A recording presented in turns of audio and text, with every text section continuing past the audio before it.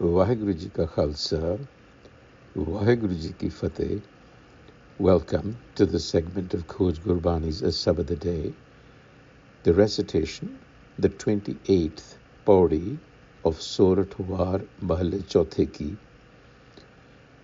The two accompanying saloks are from Mahalla Pehla and Mahalla Duja, respectively. The first salok of Mahalla Pehla.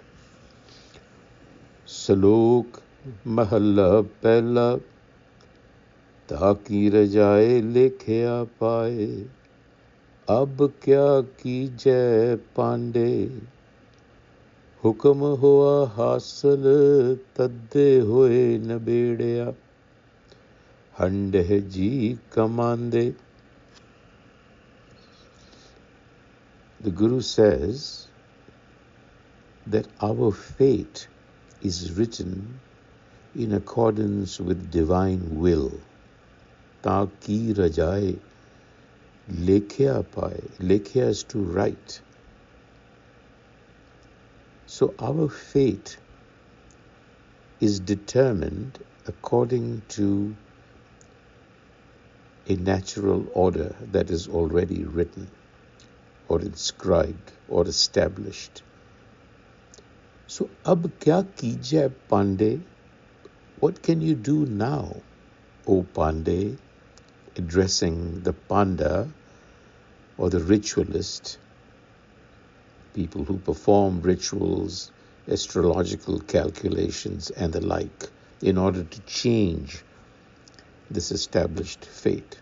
So the Guru says, what are you going to do now?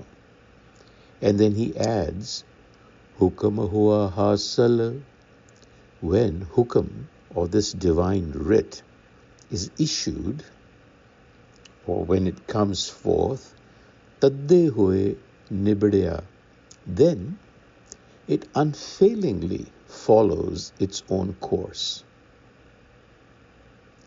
Hande ji kamande, all sentient beings are simply moving about, performing their actions within these guide rails of hukam, not outside. So Taki Rajai Likhya Pai is essentially saying that we live in a natural order that precedes us, that is already there.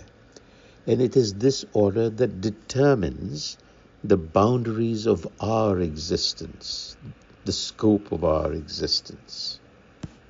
So given that it is already established, what possible intervention can the Panda bring about? The answer is none.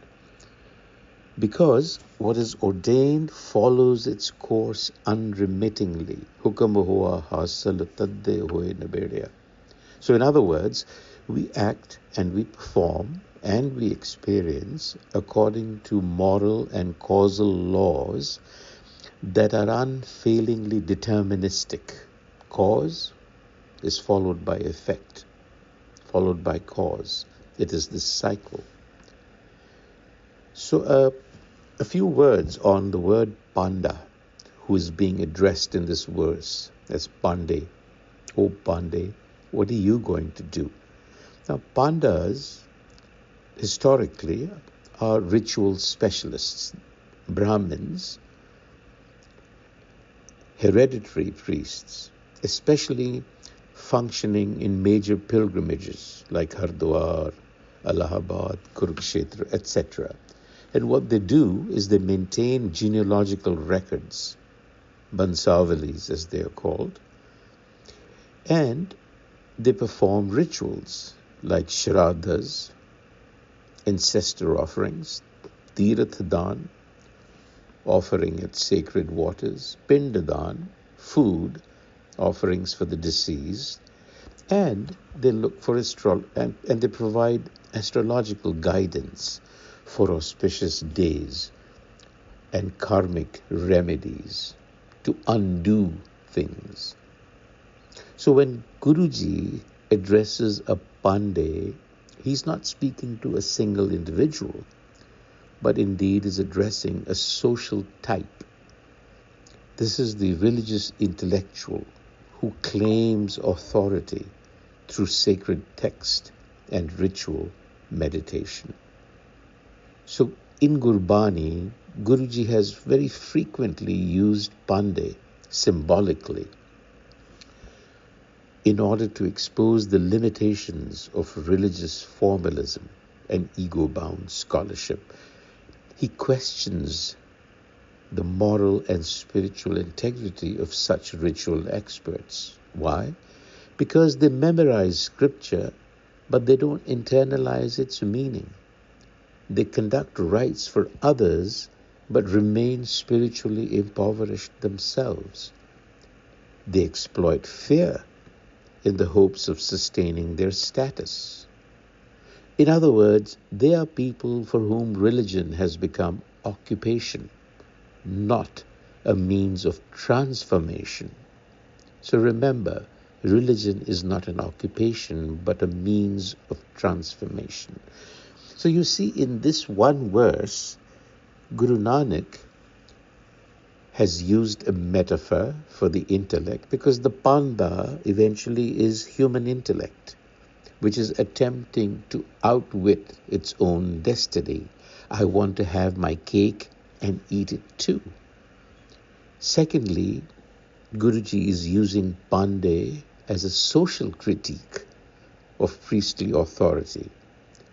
And thirdly, he is giving us a spiritual teaching that liberation does not lie in ritual performance or text alone, but in conscious alignment with hukam, Rajai, Chalana. So you see the beauty of this verse and the many layered meanings it contains. And now the second salok, which is of Guru Angad's.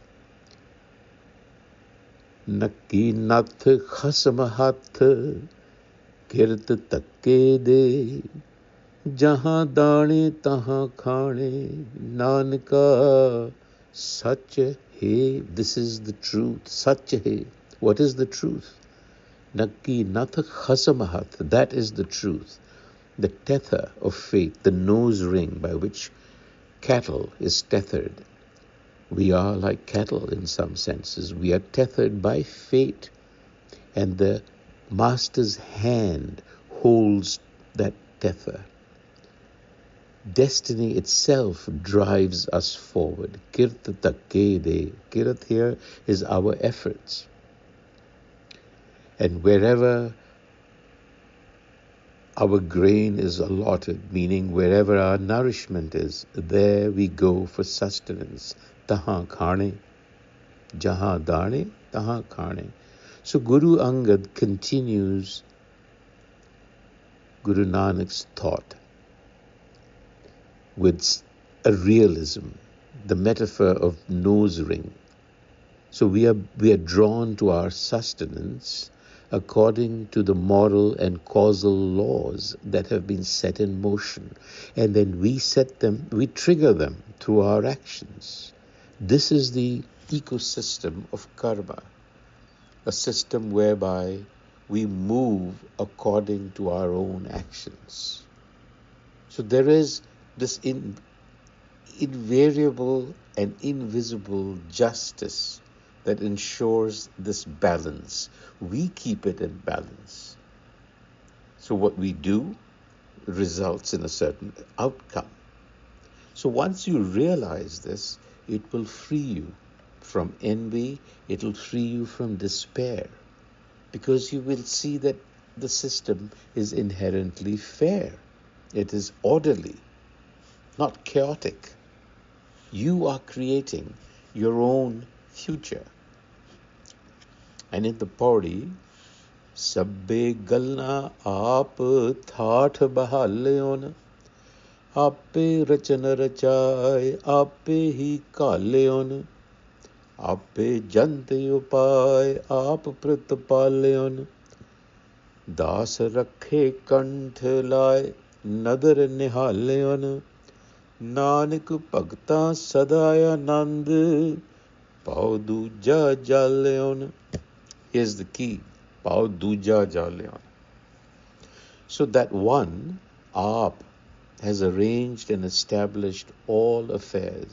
Sabbe Galla Aap, thought of Bahalyon. Bahalyon, to establish something.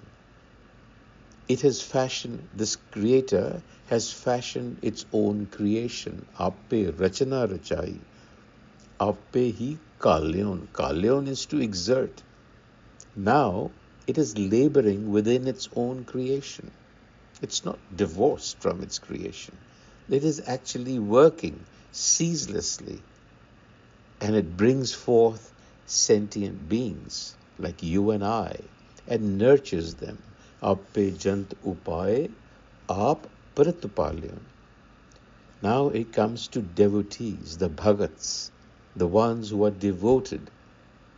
What happens to them? They are drawn closed to the Creator. Das rakhe kant. It keeps them close. And it gives them discernment. Another nihal, visionary discernment. And that, as a result of that gift of grace, the devotee is in everlasting bliss. Bhakta sada anand. Why? Because the fire of duality, pao duja jalya, is burnt away.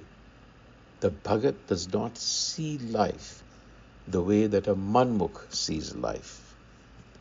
To the manmukh, there has to be this constant deception of trying to outwit its own destiny. But the bhagat recognizes the inherent order, the inherent fairness of life.